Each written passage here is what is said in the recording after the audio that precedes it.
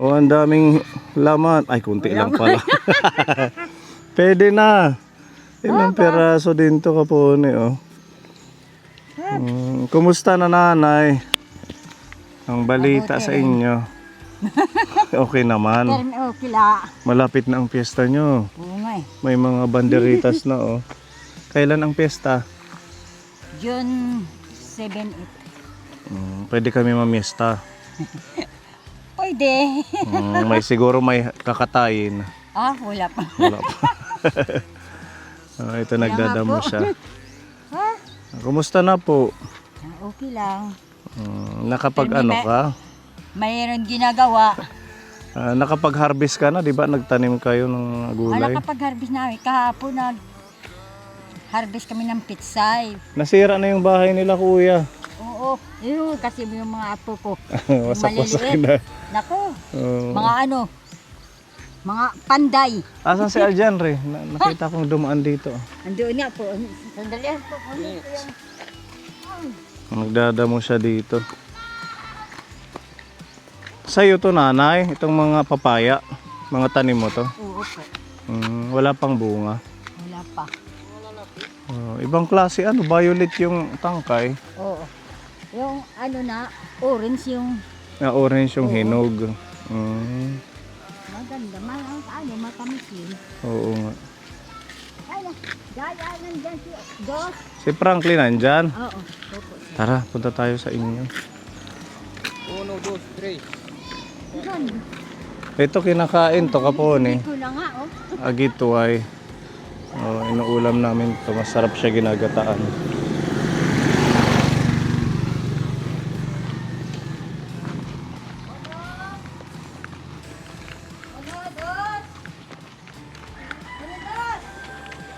Nasaan si Uno Dos? Magpalig kayo, no, May? Marami na naman.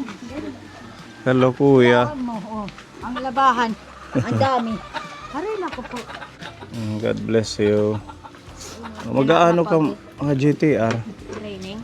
Kanan boxing. Kasali ka sa boxing? Oh. Para saan naman yun? Anong Laro lang. laro lang ninyo? Yung gawin na dito. Makarako. Kumusta naman, kuya? Okay lang po.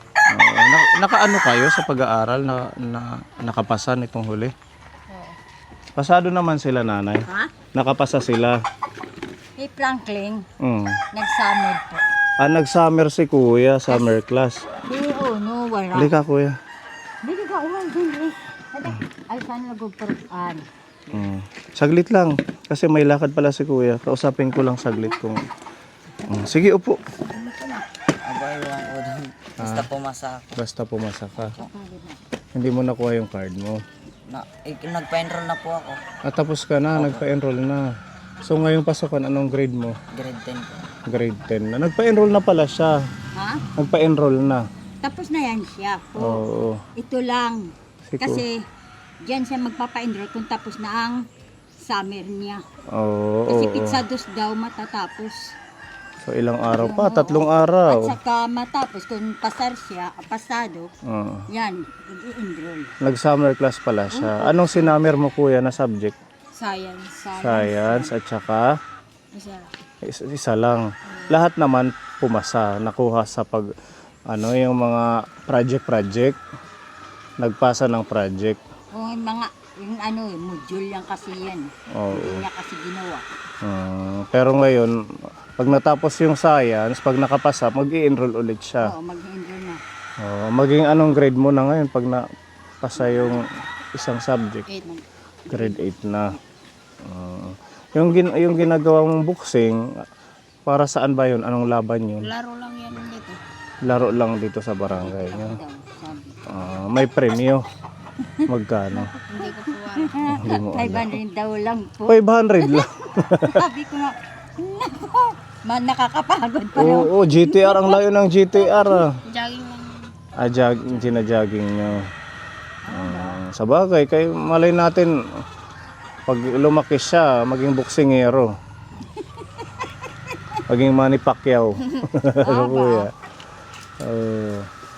Si Kuya Aljanre, okay naman. Wala pang girlfriend. Wala. Nag-aral na muna ha. Napunta kami dito, gusto kong alamin kung mag-i-school pa ba sila. Kasi pinapatanong din ni Ate Maricel, yung sponsor nyo, tsaka ni Tita Elisa, kung magkukontinue sila. If ever na mag-continue, edi siguro susuportahan sila sa pag-aaral ulit. Sa mga pamasahe. Mag-aaral din daw po si Aljanre. Mag-aaral si Aljanre sigurado kasi naka-enroll ka na.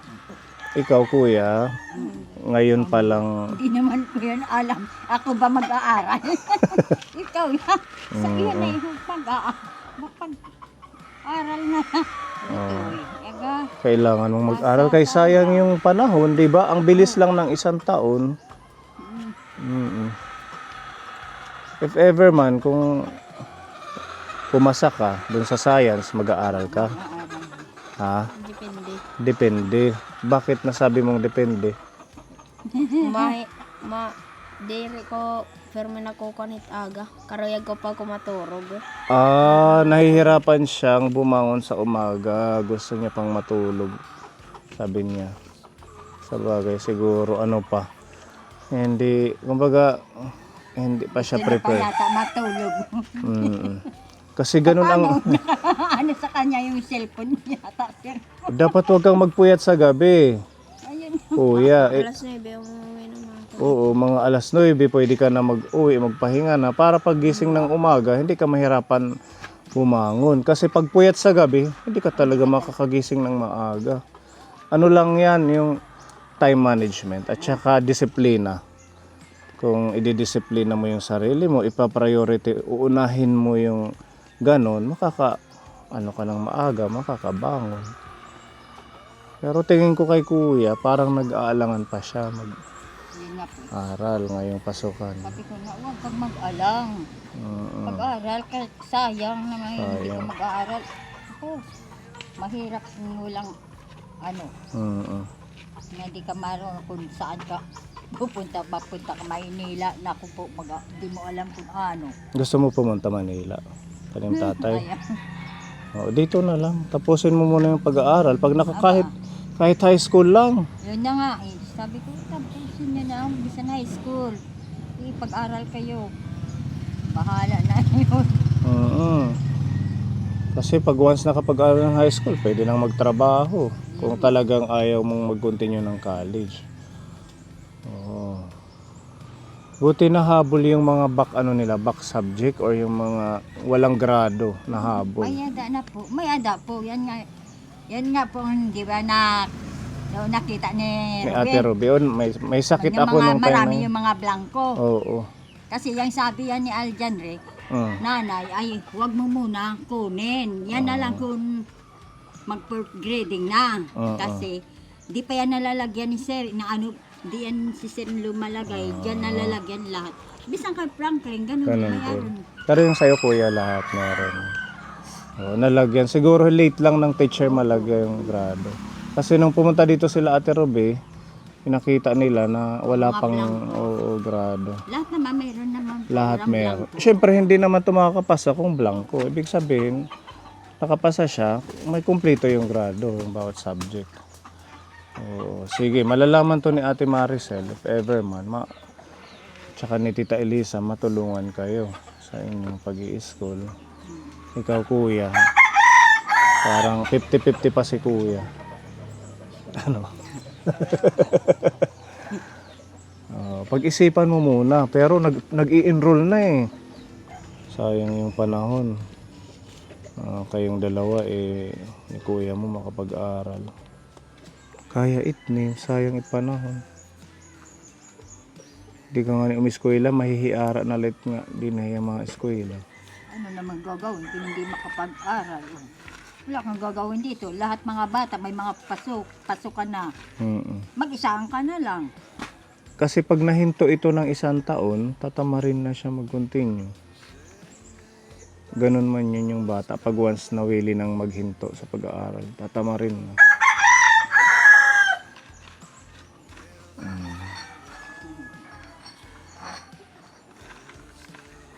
Antayin na lang natin yung pagtapos ng kanyang summer class. Pag once nag-okay, na gusto niya mag-continue, edi babalik na lang ako. Opo, sir. Kaya, kailan yung last? June Pizza dos daw. June 2. Yung kapag tatapos ng summer class. So, saka siya magde-decide kung mag-i-school pa siya. Or mag-i-enroll pa siya. May dala tayong school supplies dito kapon, galing kay Tita Em. Ito yung mga apo mo nanay, ano? O, bless mo na. Isa. Na-school ka na? Ano ito grade? Sata. Daycare? Daycare siya. So, good. Thank you, Tita Em. Okay. Ito sa'yo. Anong grade mo na? 4. Ayan. Oh, bless din. God bless. Si Megan, ano ito yung grade? Grade 4 na yung Megan. Thank you, Tita M. Okay, di nga nag-bless na kami. Ito. Na-school ka na. Ayan, God bless you. Si Nene, salamat. Nene. Ay, bala. Ito na lahat yung apo mo. Andun pang dalawa, ang tatlo doon pang Meron lalaki. pa. O, ibigay mo na lang to dun sa isa. May Sige natira po, pang thank isa. you. Oh, yan yung mga repack Sa natin. ano, Pitenggoy. Oh, Thank you, Tita M, sa mga school supplies. Yung sa inyo, sa isang araw na lang, ha? Pag ano na si Franklin, pag natapos na yung summer class niya. Oo. Sayang yung yung opportunity na binibigay ng ating sponsor na kung hindi kayo magko-continue. Buti si Kuya, okay naman pala. Yung kay Franklin lang ang ito yung problema ko. Franklin. Hindi ko alam bakit ganyan. Ngayon nga, ang pag-summer, ayaw niya yata na yung pagsa-summer. Sabi ko, pati pag summer ayaw oo, niya. ayaw niya na nga. Ginano ko na lang siya. Pinikwentuhan.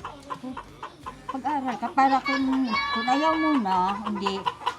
Hala, pag-aral na lang ngayon na ito nga summer. Para hindi ka magbabalik. Oo, Sayang. sayang. Isang taon Pag din hindi yun. ka nga mag-aaral, balik ka na Mahinto. naman. Di mabuti na lang.